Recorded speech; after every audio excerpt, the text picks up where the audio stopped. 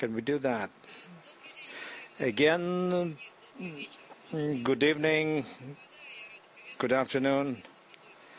I welcome journalists in Moscow and our participants in Moscow, Washington, D.C., and London.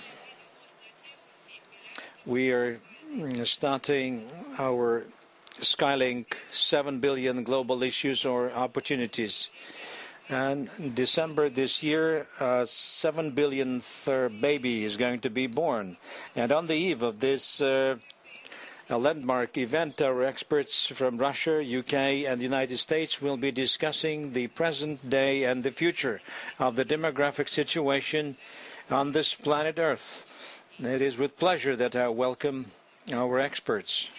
Let's start with Washington, D.C. President of the Population Research Institute, Stephen Mosher. We welcome you. Thank you for finding time to join our discussion in London. I welcome the President of the International Right to Life Federation, John Smeaton, and Director for Communications of the Society for Protection of Unborn Children, Anthony Ozimic.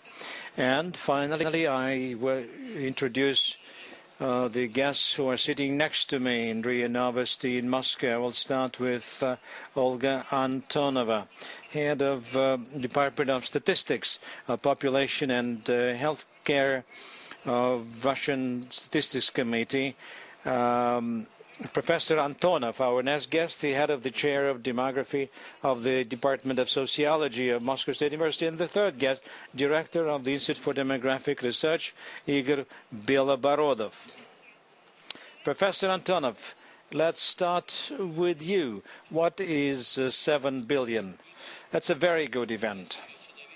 The entire history of humankind is a history of population growth. And population growth made Europe so powerful for many centuries due to the population growth in the 18th and 19th century. Europe gave birth to capitalism, scientific technological progress, all the good things we have. Population growth for me is always a plus. Another thing is the rate of growth of population begin to go down. The 6 billionth baby,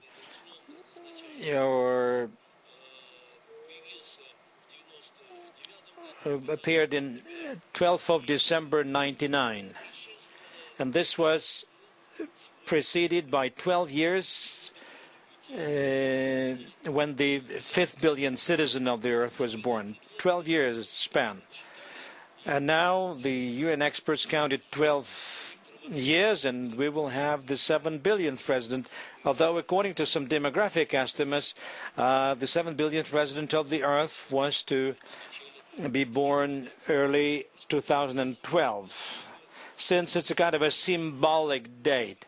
So let it be the 31st of December this year. But what will happen next? Whether we'll have an 8 billion resident of this planet Earth, and when? When a 4th billionth resident was born, a great many politicians, scholars, and journalists expected that by the year 2000 we'll have 8 billion, so it will double. We know Paul Ehrlich, a kind of a demographic pessimist who predicted the doom as day of the Earth. We have Meadows' report to the Club of Rome, and it was expected that the 7 billionth resident of the Earth will appear 11 or 12 years before it is going to be born.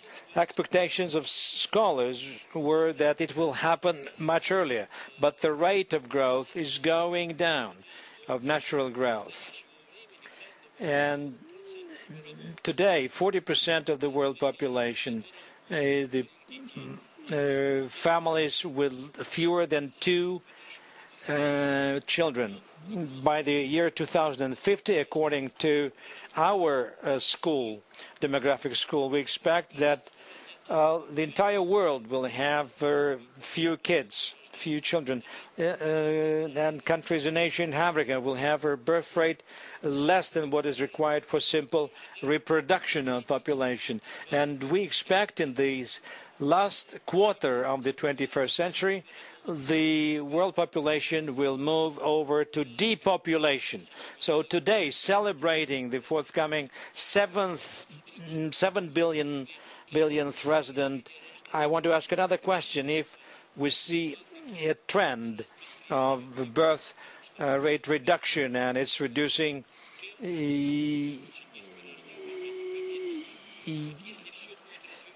if everything is allowed to develop the way it is developing now, I suggest that it is in the 21st century that we will mark another date, the emergence and the birth of another 7 billionth resident. So within 15 to 17 years, we'll have 8 billion. According to some estimates, the limit size is 8.5, not more than about 9 billion. My conviction, and based on the forecast based on demographic sociological studies of mindsets, attitudes in various regions of the world, we expect that the overall population will not exceed 9 billion ever. And then the world population will start to go down. So we'll have 7 billion again in 2099, and we can get together again, the same group of people, and in 88 years we'll discuss again this 7 billionth resident amidst global depopulation. The 21st century is the first century throughout many thousand years-long history of humankind when the entire world will start to depopulate. It's a very worrisome date. On the other hand, very few people are giving attention to this. Many people are focusing on overcrowding. It's a far-fetched and illusory issue. It's a problem of yesterday, something which belongs to a museum. We're living in a new world, and the new world, we are facing with this issue of depopulation. I'm in confusion. The population will grow and then will go down. From what you've said, you understand that finally the rate of growth will go down. But there are experts who have different opinions that the world is facing overpopulation. Whether it's a myth or not, maybe our guests in other cities will tell us. I want Mr. Stephen Mosher to tell us, 7 billion, is it a lot or is it few? What is your opinion? What do we expect, the growth or going down of the rate of growth of population? Well, the first thing to be said is that no one really knows when we will be approaching 7 billion. The date picked by the United Nations Population Fund, I believe, is self-serving. It is self-serving because October 31st, the so-called Day of 7 billion, is actually in the United States the holiday of Halloween, what we used to call All Souls Day, when little children dress up as ghosts and goblins and pirates and princesses and go around collecting candy. But it's a day when we pretend to scare people with costumes of children. And the United Nations Population Fund is trying to use this holiday to scare us with the ghost, to scare us with the specter of overpopulation once again. I believe that the birth of baby 7 billion, whether it's on October 31st or November 31st or at the end of this year, is a happy occasion. The world's population has more than doubled since 1960. and humanity has never been so prosperous. Let's look at the broad picture here. And the big picture is that in 1804, we passed 1 billion in terms of the global population for the first time. The world population passed 1 billion. Per capita income in that year is an estimated $100. In 1927, we passed 2 billion. Per capita income was $500. That is to say, the population had doubled, but the per capita income had actually quintupled. Go forward now to 1960, we passed 3 billion. The per capita income had tripled again, even though the population had only grown by 50%. Tripled to $1,500 per capita. In 1999, we passed 6 billion. Per capita income was about $5,000. Today, per capita income worldwide is about $9,000. So the big picture is that as our numbers have grown, our prosperity has grown even faster. And that only makes sense because we have more creative minds at work, more hands to do the work, and as we say in English, many hands make light work. And it does. We seem to forget that the other side, which argues there are too many people on the planet, seems to forget that every stomach comes with 2 hands attached, and every mouth is backed by a creative brain. And so as our numbers are augmented, we have more creative brains at work to make discoveries, and technological scientific advance occurs even faster. And of course, we have the advantage now of modern means of communication to bring more and more minds in conjunction at any given time. By any measure of well-being, we are better off now with more people than we were in the past with fewer.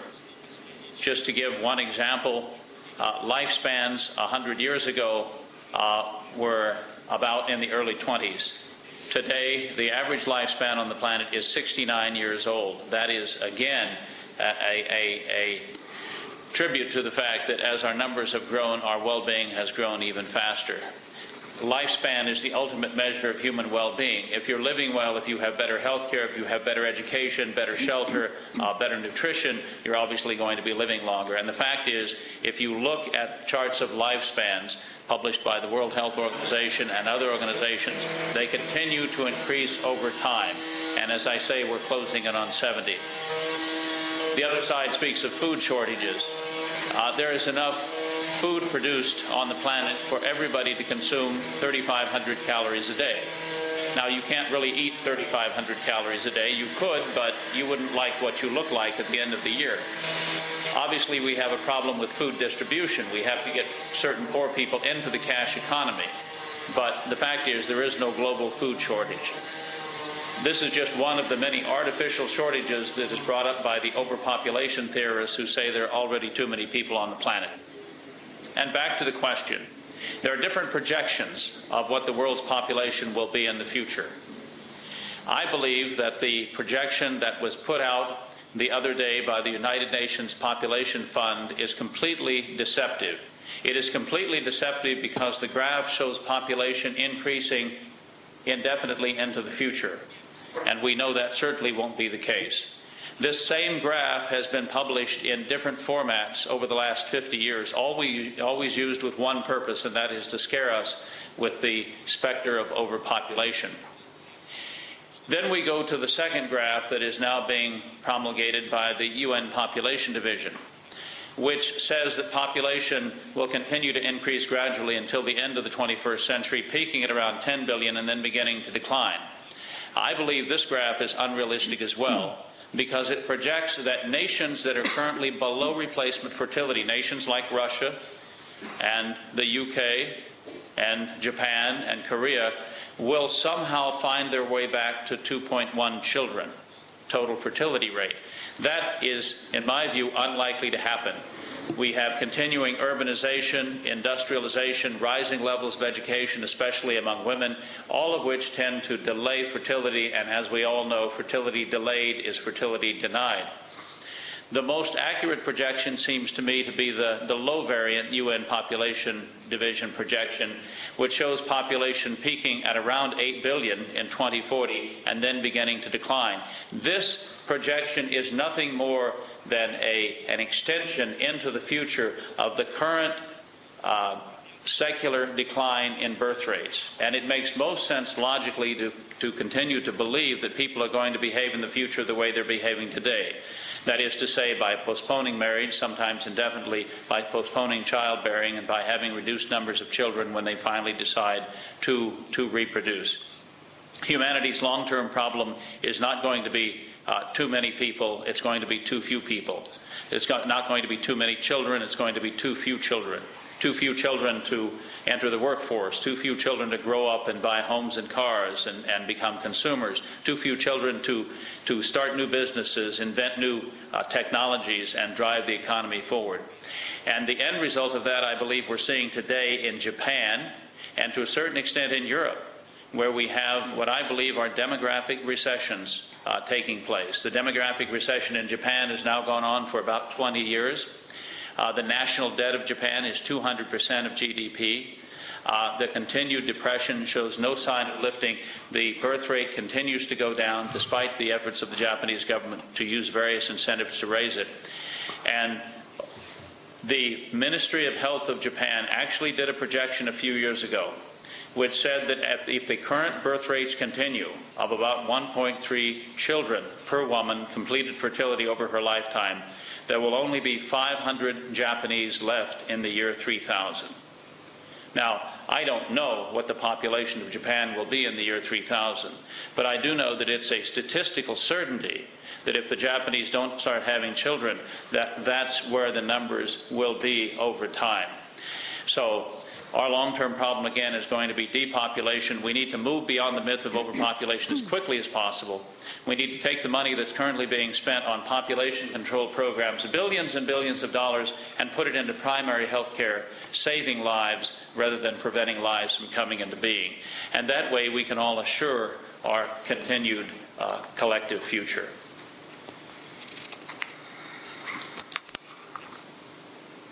Thank you very much, Stephen Mosher. My question goes to London, to John Smeaton.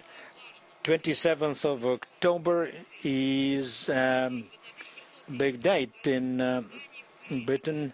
It is when abortions were legalized in Britain in 76, and this decision negatively affected the population of the earth. It happened not only in the UK. On the other hand, medicine has advanced because they began to treat diseases from which people died before. And my question is the following. What are your expectations and projections with regard to the growth of population concerning what your US colleagues were saying, giving the example of Japan, 1.3 babies born to one woman? What is going on? What's happening in the UK? What are the projections for the population in the UK for some near future? Indeed. Well, according to the projection reported in my newspaper this morning, the Daily Telegraph, it was saying in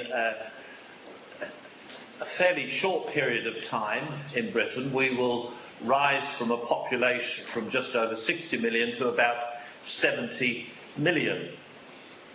But I think our experts in Moscow and in Washington have dealt very eloquently with the whole issue of population growth and whether it's something to celebrate. And it's certainly something that is to celebrate.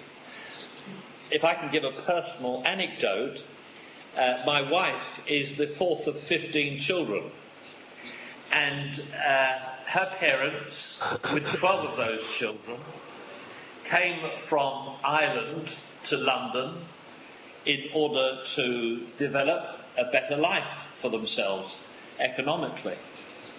And when they came, my wife was soon to start work and was bullied by employers and fellow employees on the grounds that her family were taking up the country's wealth and were threatening the country's future.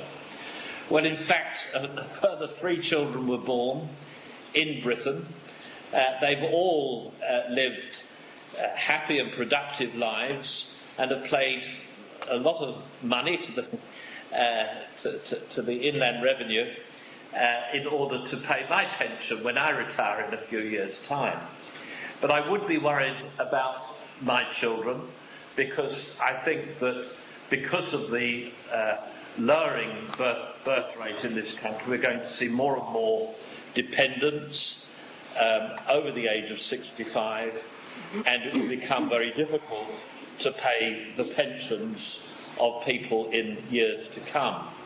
What I'm particularly concerned about is that we are wedded in Britain and in other powerful Western nations to false ideas about the adverse impact of population growth, to such an extent that those sorts of fears have not only led to the legalisation of abortion in our own countries, it's led to powerful politicians such as US President Obama committed to promoting abortion on demand in every country of the world. And this is something that is being accompanied by pressure being brought to bear on developing countries such as the Philippines, and quite contrary to their own economic interests and absolutely contrary to the human rights of people living in those developing countries, abortion legislation is being promoted. Now, this threatens, of course, the right to life of unborn children, but it also threatens the rights of people with a conscientious objection to participating in abortion.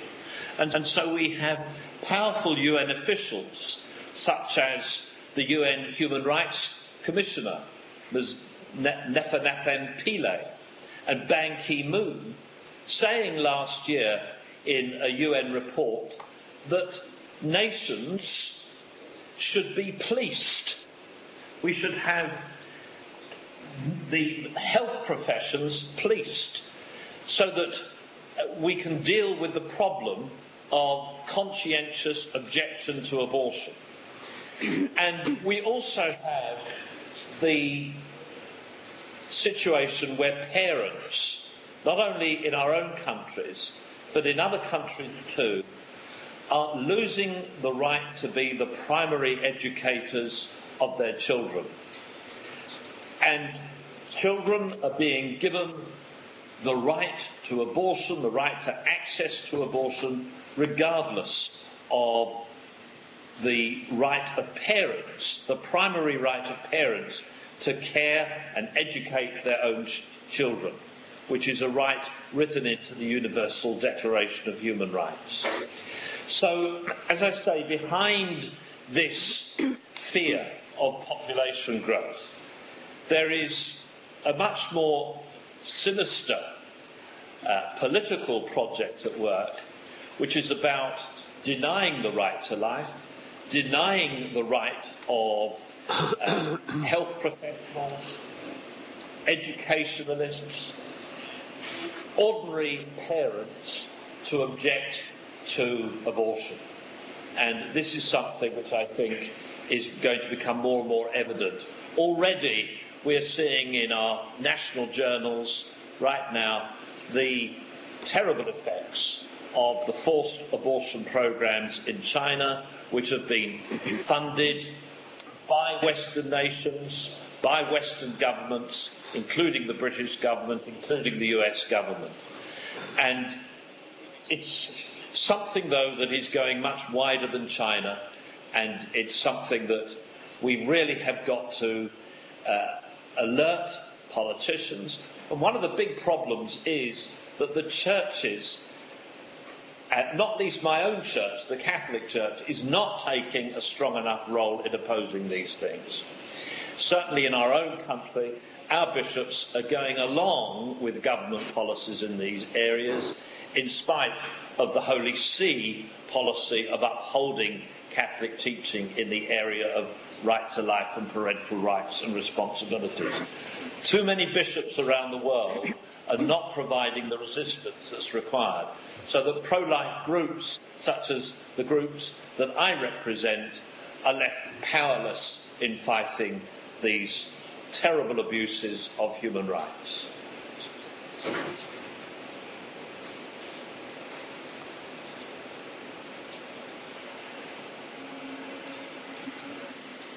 Ну, собственно, мы затронули сейчас очень важную.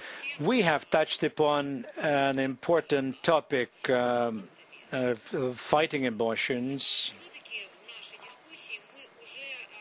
But in this discussion, we moved over from global issues to specific issues. Chinese issues were mentioned with regard to abortions. UK, perhaps Olga Antonova could brief us on the situation in Russia and how things are demographically in Russia.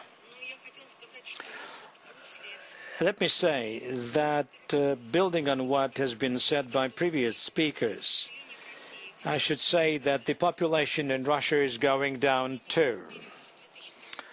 Compared to the census of 2002, when we were number 7 in terms of population size, according to 2010, we're number 8 after China, United States, India, Brazil, Pakistan, Bangladesh, Indonesia.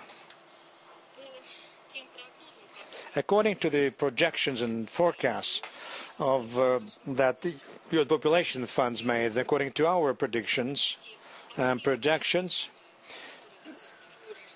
according to all scenarios on birth rates, low, medium, and high, the population of Russia will go down. Only if there's a low death rate and high birth rate, the population can get stabilized in Russia. According to that forecast, these forecasts rather, Russia's population by 2030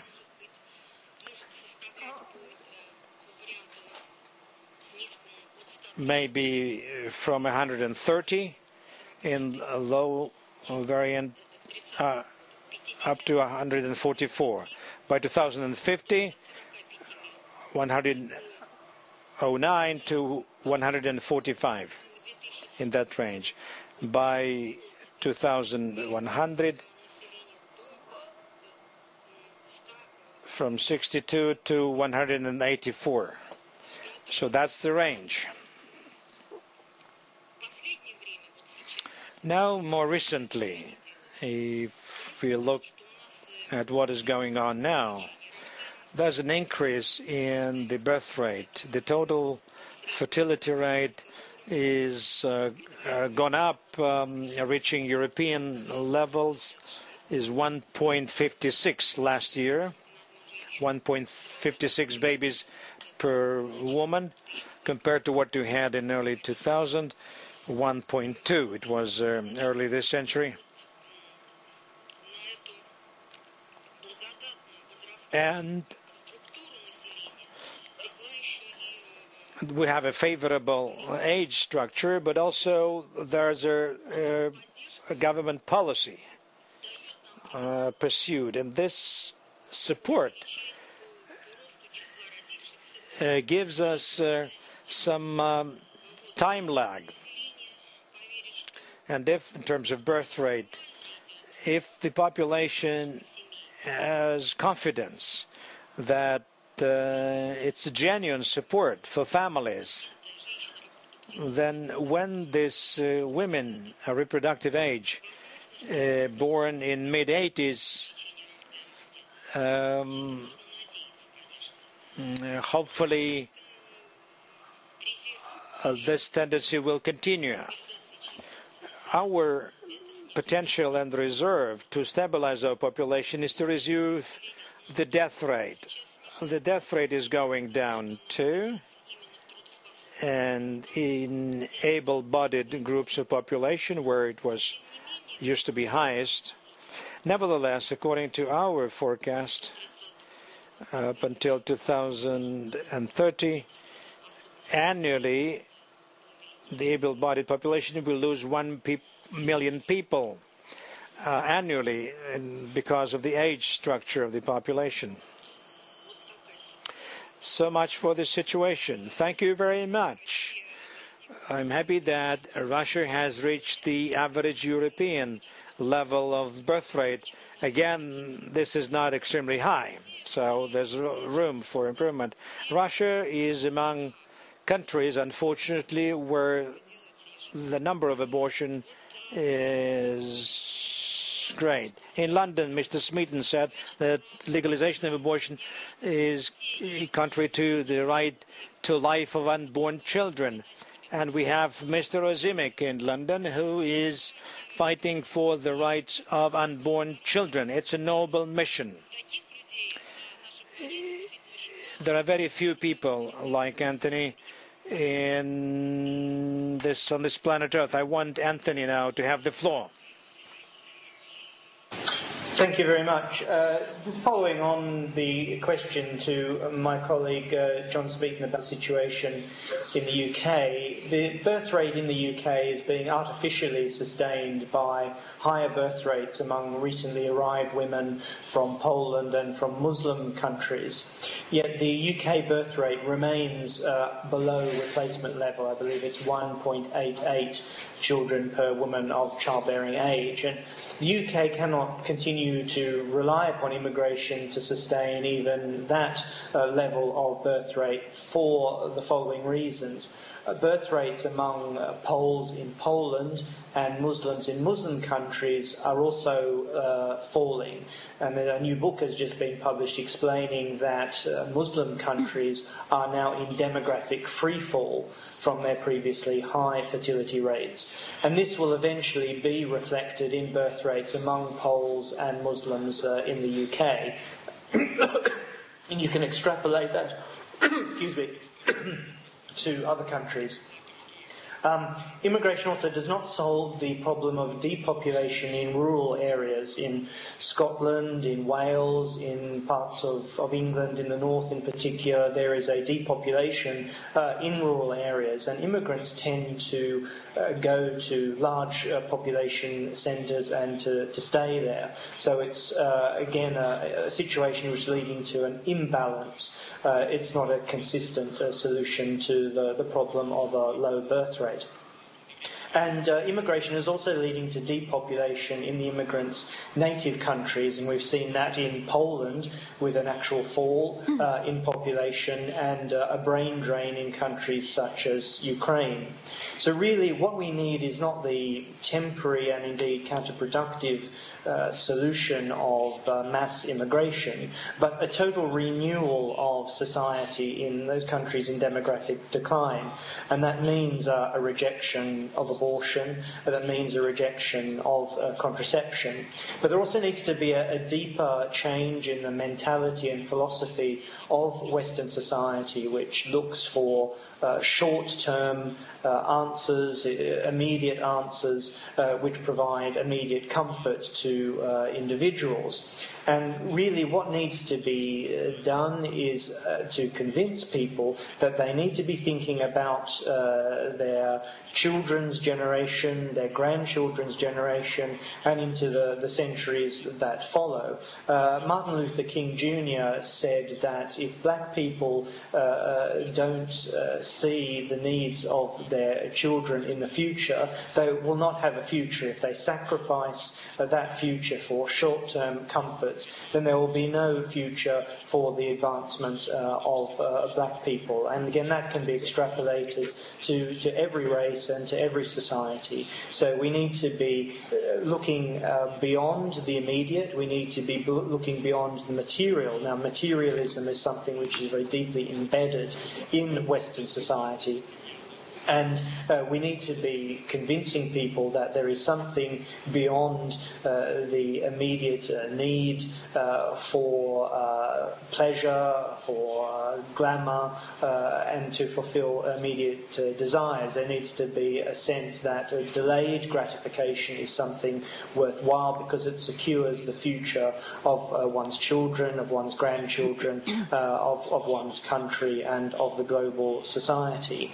And we have now a conflict in the minds of politicians whereby they are seeing that there is an increasing threat of the tax base being eroded, of an inability to provide for pensions, for health care, and all the needs that government supports in society because of this inverting demographic pyramid, a shrinking base of workers providing the revenue to support the older generation and the needs of society. And yet they are voting for reports such as the one which was presented at the United Nations earlier this week, which says that abortion is a violation, the denial of abortion is a violation of women's rights, that a denial of access to contraception is a violation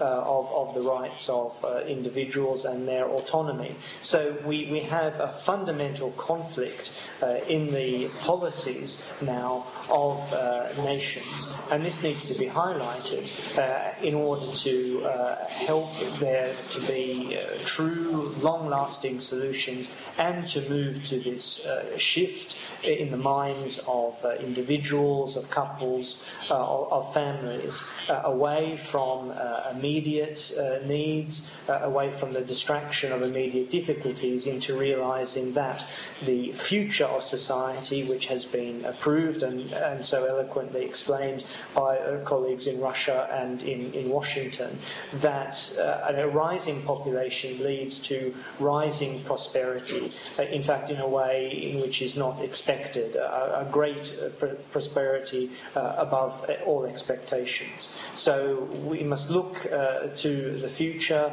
and to a deeper change in the mentality of governments and societies. Thank you.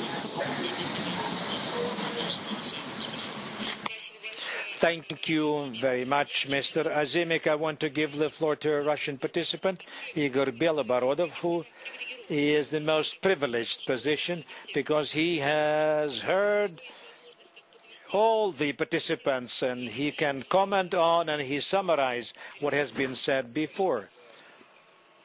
Thank you very much for organizing this event. Thank you for giving us time to speak. We have the studio full of journalists, and it's a great pleasure for us that this event has attracted so much press attention. But sometimes an important press conference will only draw 2 or 3 journalists. Here we see this demographic value of this event. Let me explain. What is 7 billion? For an individual, it's hard to imagine this size and number. We are accustomed to such numbers when we discuss monetary matters. 7 billion rubles, 7 billion pounds, it's a lot. It's a lot of you can do. But is 7 billion people a lot? I believe that the only adequate response to the birth of a 7 billion baby would be to celebrate this event, and I am ready for this. And together with Mr. Mosher, my London colleagues and my Russian colleagues, will certainly celebrate this, each in one's own way. The birth of a 7 billionth resident is a symbol of a continuation of life, and I welcome and celebrate everybody's life. To fight birth of children, to fight against life, is to negate life and to attempt a genocide area where many tyrants failed. I can't recall Hitler, who was defeated by the Russian people. And to do almost the same in that camouflaged by democratic word is something we cannot agree with. If we can try and imagine and see all the people together, it's enough to have the Moscow region. It will be a circle with a radius of 80 to 90 kilometers. Greater Moscow will accommodate all these people. It's not too many. If we don't have yet 7 billion, but we are on the verge and on the eve. It's a symbolic number, of course. We accept it symbolically. It will be enough to have Australia, that occupies 5% of landmass, to place every resident on this planet Earth in a comfortable way. In that case, every resident in this planet Earth will have 1,000 square meters. A family with 3 members will have 3,000 square meters. And never Moscow or London flats never had so much space. And when we accommodate 7 billion people in Australia, we'll have 1 million square meters in square. If we place them in the United States, Arizona alone will be enough to accommodate all the 7 billion people. If the question is whether we can feed 7 billion people, India's resources alone will be enough to feed 7 billion people. So overpopulation is more of a myth. And qui bono, where are the roots for this mythology? There are two key actors. I will call them commercial players. Number one is the contraceptives manufacturing companies and abortion providing clinics. Both are interested in multi-billion profits. After every declaration by the United Nations about this alleged overpopulation and hysterical anti-scientific report, we see the mushrooming in developing countries of pharmaceutical companies providing all types of hormonal contraception, negatively affecting women's health, and abortion providing clinics. And the second aspect, some part of the world elite, a small part of elite, is afraid that comparative to countries like China may get stronger. Over the past 16 years, $75 billion were allocated. And I know from U.S. Sources, quite objective, if half of this amount could have been allocated to resolve poverty issues or better infrastructure or healthcare, these problems would have been resolved. Very often people talk about misery and poverty. It is the population growth that allowed such populated countries as China and India, allowed hundreds of millions, 200 million people got out of poverty. And on the crest of this democratic wave, the living standards went up. The national product of each country, the 80% is played by the role of the human factor. The moment this fails or breaks, we'll see problems. Thank you for very valuable additional comments. Now let's give this journalist a chance. Raise your hand and introduce yourself and who you address the question. The magazine called Profile. I want to ask Dr. Antonov, do you think that the myth of overpopulation is like a myth on depopulation? This can be a natural process like demographic transition. After demographic explosion, there should be decline, demographic decline. The myth on overpopulation is a myth, is a metaphor, a poetic metaphor that is serving certain political interest. The thing is that the majority of population in developed countries are living in major cities like Moscow, London, New York City, where we see overcrowding population, long lines and queues.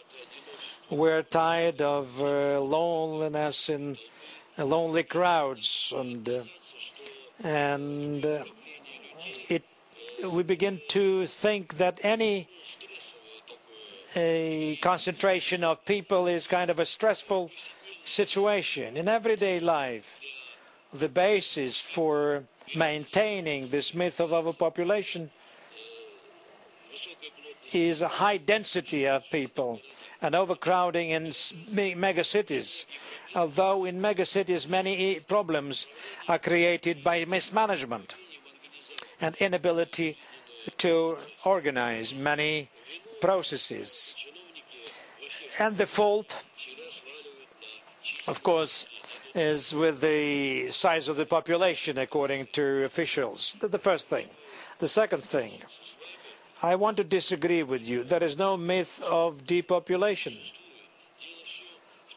The thing is that demography among sciences, not only in this country, to the extent I know the situation in the UK, the United States, other countries, it's a kind of a Cinderella. It's on the periphery of public interest, and government and state interests and business interests of the business.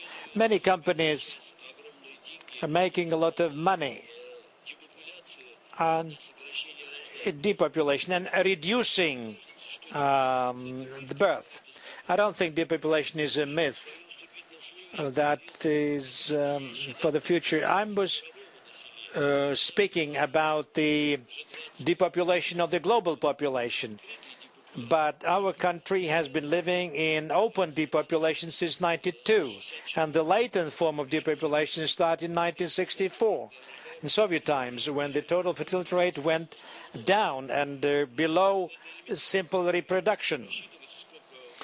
So how long would it take for the demographic structure to have some inertial reserve? It's enough for 20 or 30 years, and then the population becomes turns from latent to open.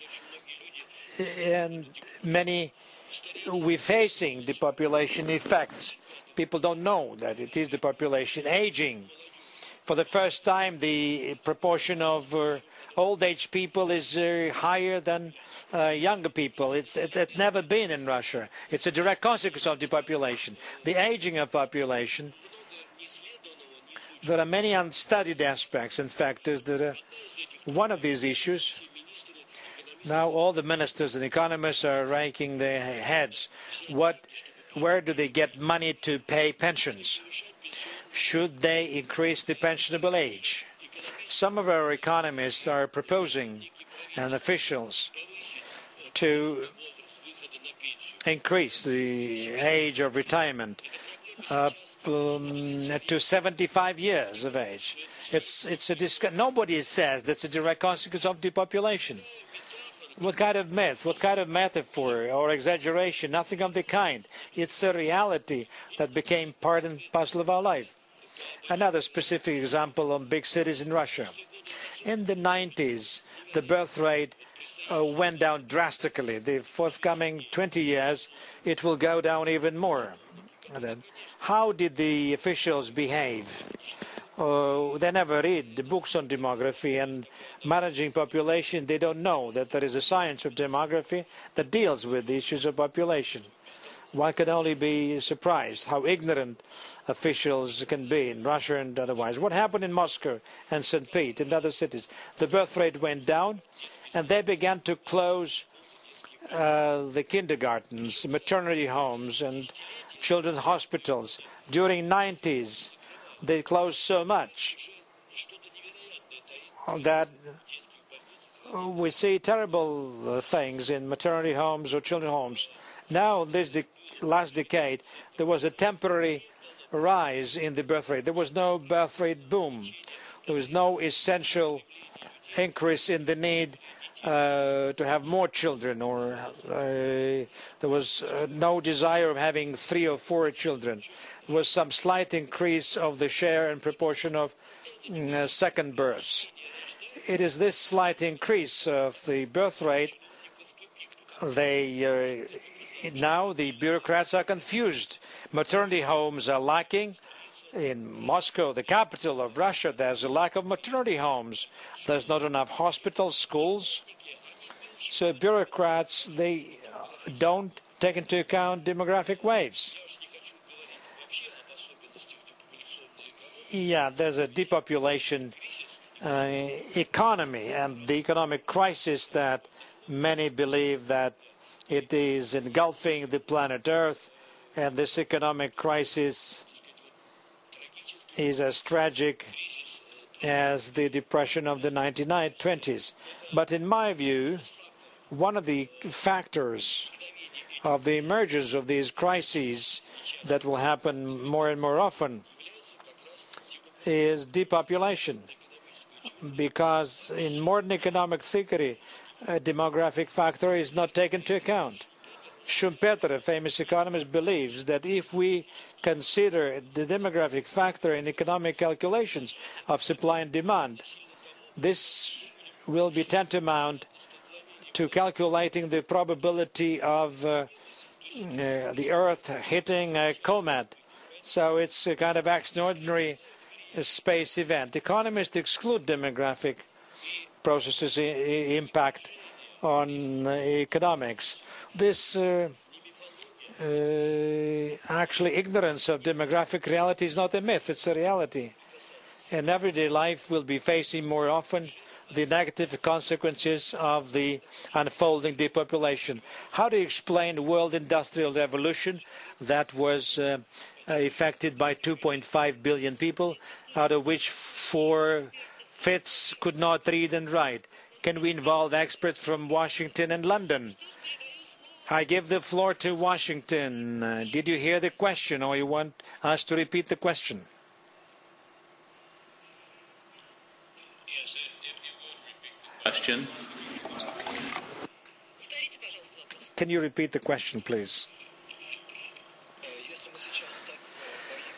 Now we are afraid so much of depopulation, and we're worried that will negatively affect the world economy and humankind. How can one then explain the world industrial revolution that was carried out by 2.5 billion people living in the world, out of which the majority could neither read or write?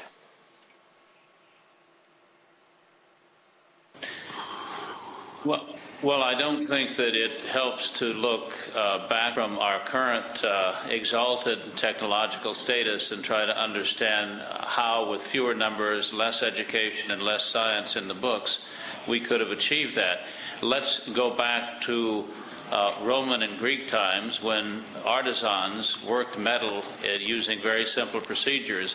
Obviously, as our numbers grew and as people moved to larger cities, they began to share those skills, and artisans became guilds, and guilds became, in Great Britain, joint stock factories, companies which then began factories and developed new industrial processes.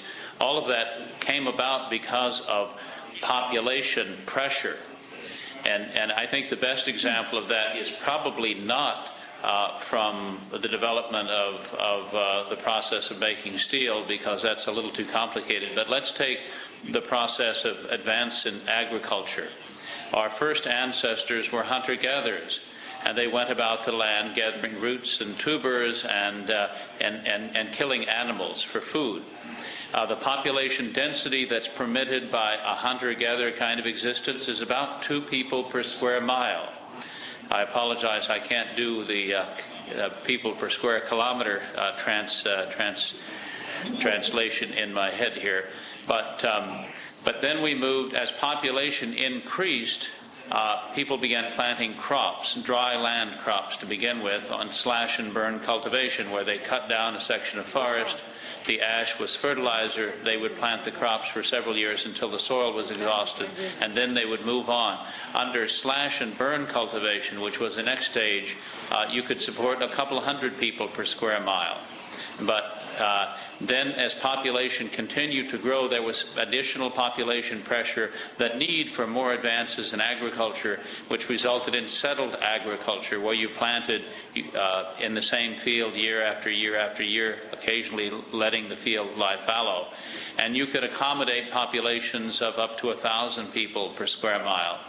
And then, of course, as populations grew further, there was a need for additional grain output. And so irrigation became common. The larger populations enabled people to dig, engineers to dig irrigation ditches around the great rivers in China, around the great river of the Nile. And population densities increased to several thousand people per square mile. This whole process of agricultural advance was driven by population increase. And population increase continues to drive technological advance today. And it's easy to see how this happens, because as population increases, it creates scarcities in certain kinds of goods. And in an open society, entrepreneurs will come forward to create new industrial processes to meet those scarcities, to find substitutes for shortages of raw materials, or find more effective ways of refining existing materials, going back to mine tailings, for example, and extracting more ore from what was originally considered waste. And at the end of the day, precisely because of population increase, you have more goods available at lower prices. So that's what happened during the early Industrial Revolution. Humanity, especially in Europe, reached a critical mass where its numbers required the kinds of technological advances we saw in the invention of the railroads, in the invention of the steam engine, and other inventions that came about only because we had the required numbers of people living in close quarters that were demanding an increase in production. Just going now to the whole question of overpopulation, there is no demographic definition of overpopulation. It is a fact that the most densely populated countries have always been the most prosperous. And it is also a fact that the African Academy of Sciences has said repeatedly that the African continent is underpopulated, that there need to be more Africans in order to develop Africa's resources, in order to create that density of both production and consumption that leads to economic growth, to economic takeoff. But it is the position of the population controllers at the UN Population Fund, at the International Planned Parenthood Federation, and others, that there are simply too many people in Africa, Asia, and Latin America. And their view is this, that there are just enough of people like us, but there are way too many of people like you. This is a modern form of global racism, and we should not be a part of it.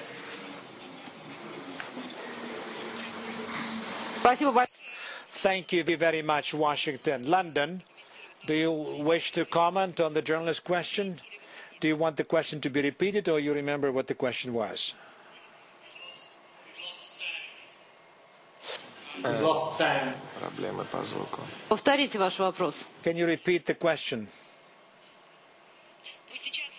Can you hear us in London? Can you hear us in London? Yeah, we'll have a reset and get reconnected with London, and we will continue with our journalists in Moscow. Any more questions from Moscow journalists? We're trying to fix the contact with London. Moscow News, Natalia Kanegin. I have a question to Professor Antonov, a clarification question. Can you tell us the causes of the population going down?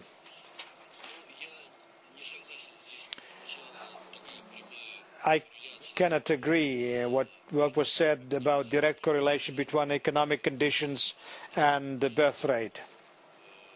An actual fact, I'm a sociologist and I'm involved in socio-demographic research. We predict birth rate when we survey young generation. Now we survey first graders finding out their reproductive relations. And we see that our younger generation in their future adult life, when they become family, become fathers and mothers, want to have 0.3, 0.4 kids fewer than present-day parents.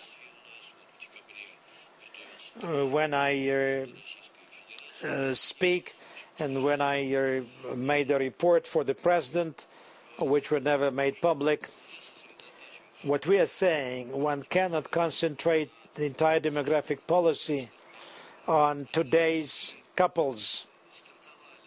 They started as families with already fixed attitudes, and these attitudes are not increasing, they're not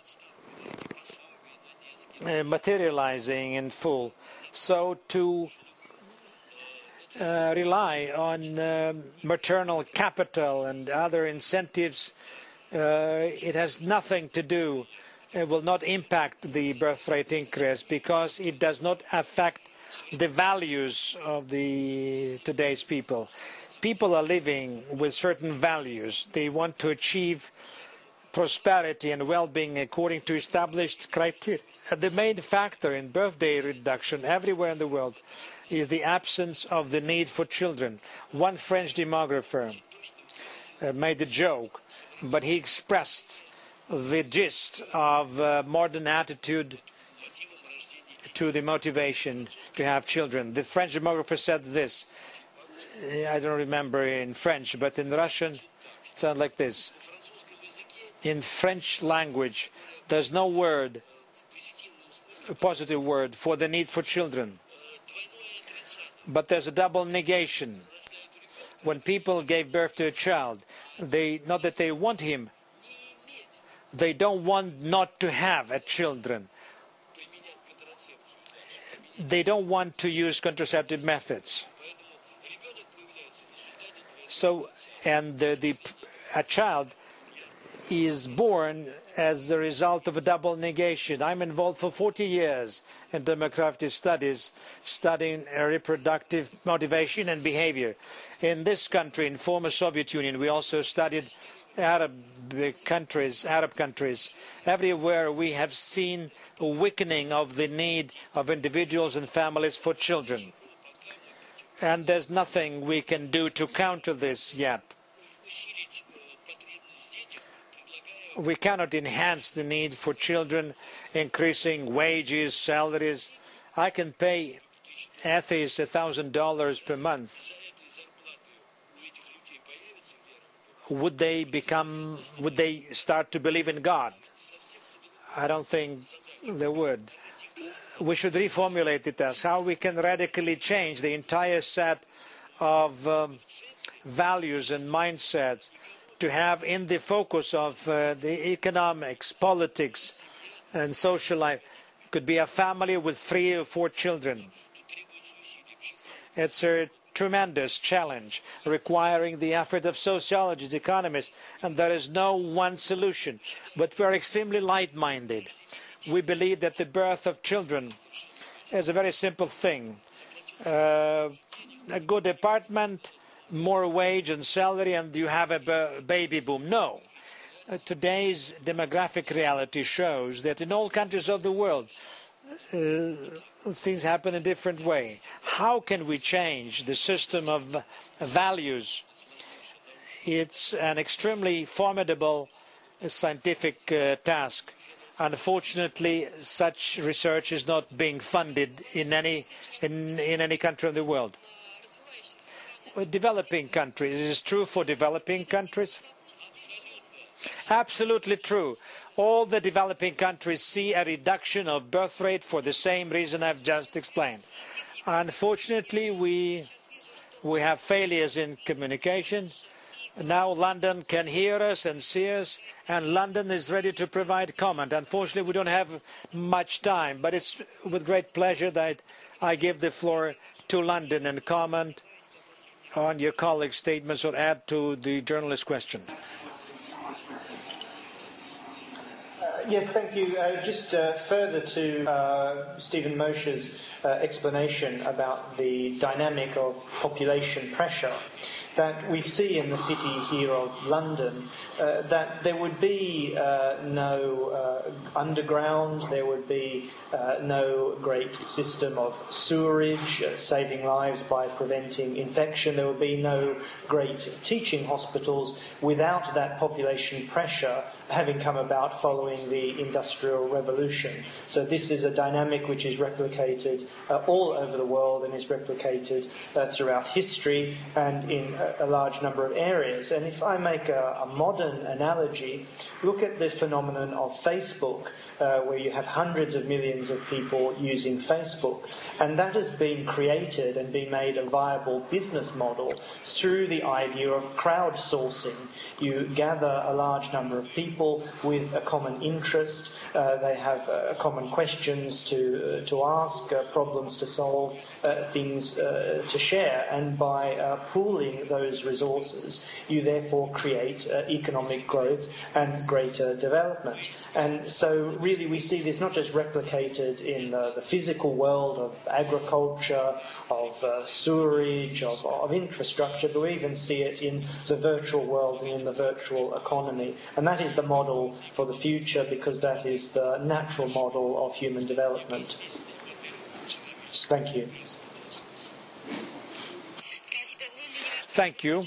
London, does your colleague want to add something in London? And something on a very human, personal level, because I do think that the question of the myth of overpopulation has been eloquently dealt with by other experts. We must confront the reality that the most powerful politicians in the world are wedded to an entirely false theory regarding population growth.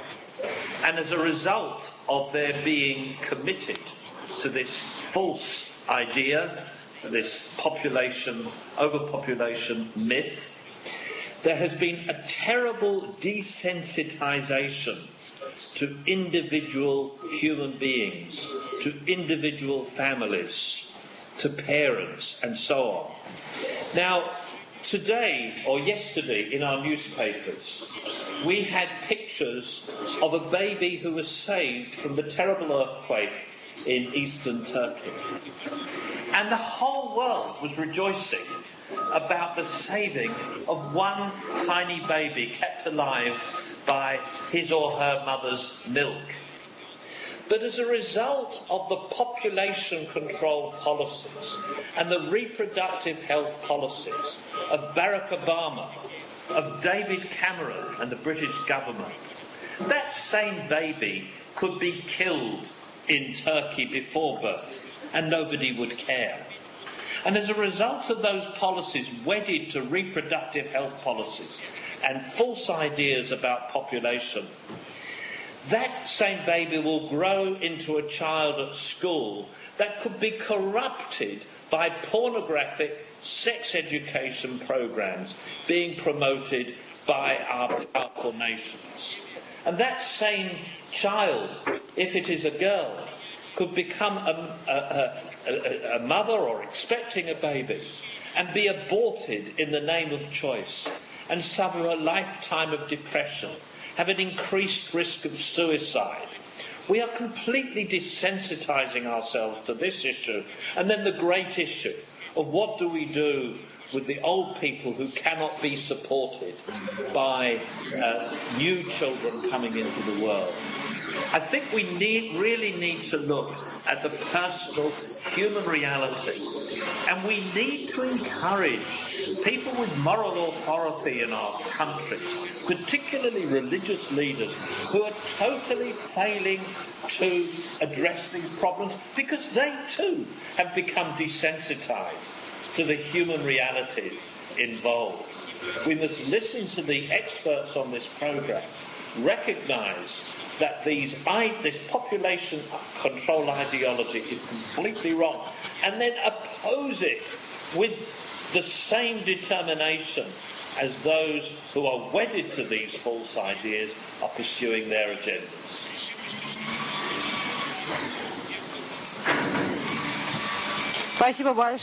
Thank you very much.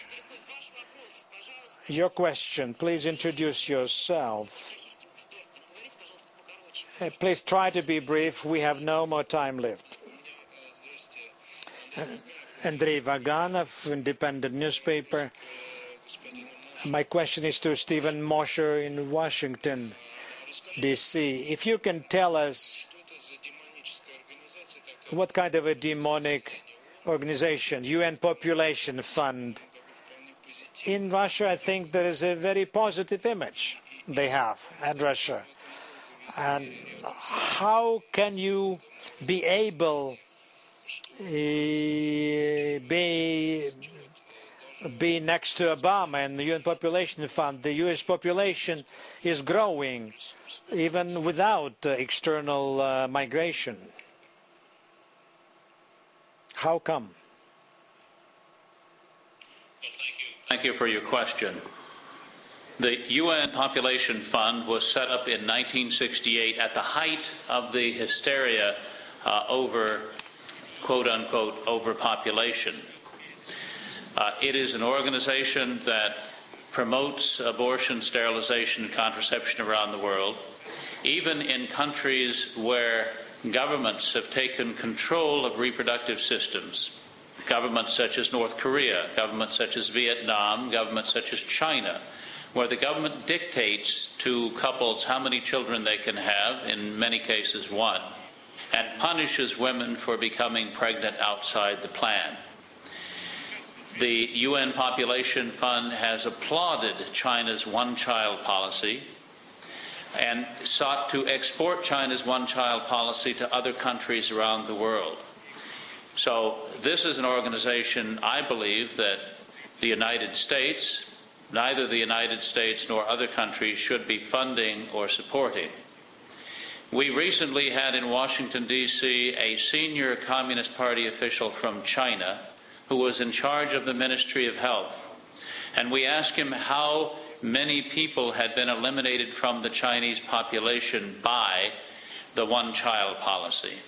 He said, we have eliminated 400 million people from our population. And he went on to say proudly that that was greater than the population of the United States, which is today 312 million. He was proud of the fact that they had eliminated 400 million people from their population. But I ask you, was it really a good thing for China? Not just morally, because obviously forcing a woman to have an abortion at 9 months of gestation is a great crime against humanity.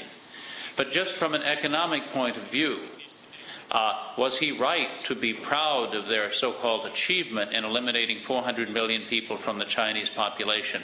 400 million of the most productive, enterprising, in entrepreneurially minded people in the world have been eliminated from the Chinese population, making China poorer in the long run, creating now in China, beginning next year, a nationwide labor shortage, creating the most rapid aging of the Chinese population, the most rapid aging of any population that has ever been seen in the world. The one-child policy supported by the UN Population Fund has been a disaster for the Chinese people that is slowly unfolding and will continue to unfold as the decades pass. In the United States, we are fortunate. We have a population that is replacing itself.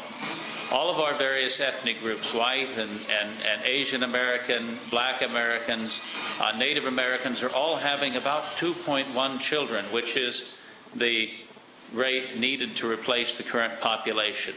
In addition, we have fairly robust immigration. And so our population is increasing, and so we are providing, the United States is in the happy situation of providing for the future in the most fundamental way by providing the future generation. The future of humanity passes through the family. And if you allow the family to dissolve, if you allow birth rates to go to zero, a country has no future. There are countries that are committing collective suicide. And to have an organization, the UN Population Fund, that wants to speed up the day when the world will depopulate, that wants to promote abortion, sterilization, and contraception around the world, that wants to drive the birth rate down in Eastern Europe and Russia even further, is a terrible, terrible catastrophe. We believe the UN Population Fund, we need to turn out the lights at the UN Population Fund and put that money into productive uses. And I would say to people who are worried about overpopulation in places like Africa, the best thing we can do for the African people is to spend money on primary health care and lower the infant and child mortality rate. Because the primary determinant of how many children a couple has is how many children they desire. And if couples see more of their children surviving to adulthood, many couples will have fewer children. This is so well known in demography. We call it the demographic transition. Dozens of countries have gone through it. There is no reason why the few remaining high fertility countries will not go through this demographic transition as well if we simply help them lower the infant and child mortality rate so that couples know that the children they have will survive to adulthood. That is what the better angels of our nature tell us we should be doing. And that is, in fact, what we should do. Thank you.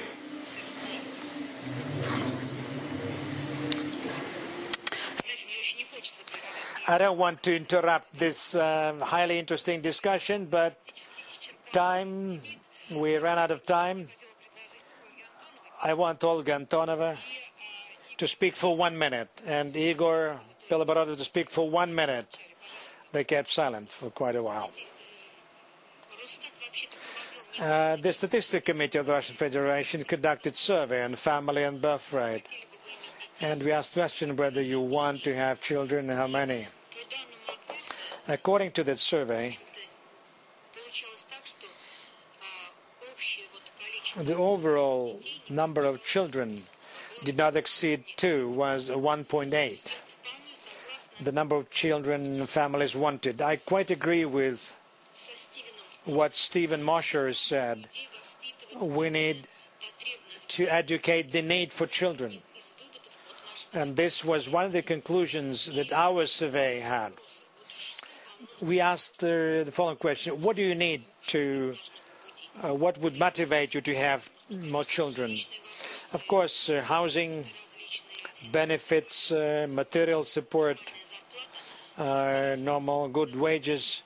But one interesting answer was a fear to leave a child alone after the death of parents.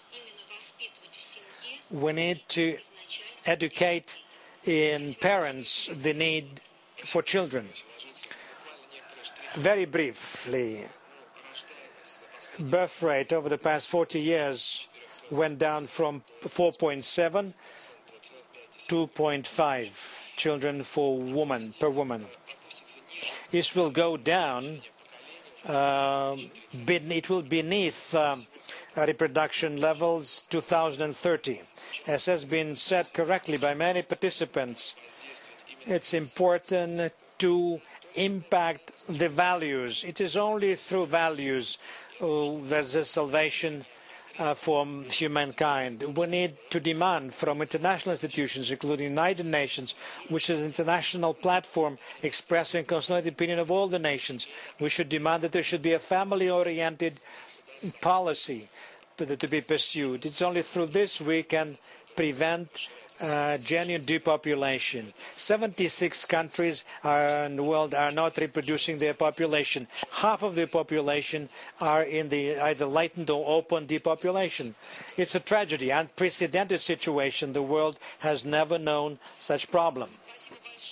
Thank you very much. We ran out of time.